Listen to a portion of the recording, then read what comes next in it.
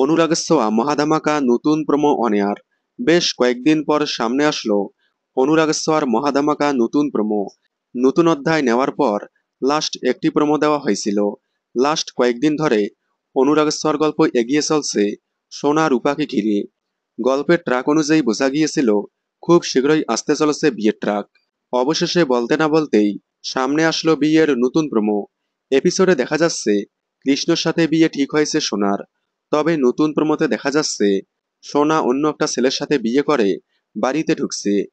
তখন রূপা সোনাকে বলে, একই করলে হিংসুকুটি। তখন সোনা রেগে গিয়ে বলে, চুপ, কোনো কথা বলবে না। তখন সূর্য বলে, আমাদের না জেনেই বিয়ে করলি সোনা। ঠিক তখনই ছেলেটি বলে, বিয়ে করে বাড়িতে লক্ষ্মী এনেছি।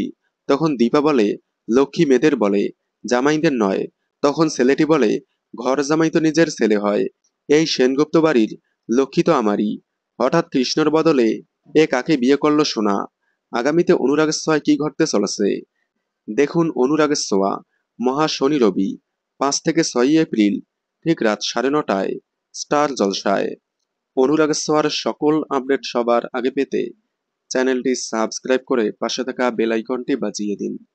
ধন্যবাদ।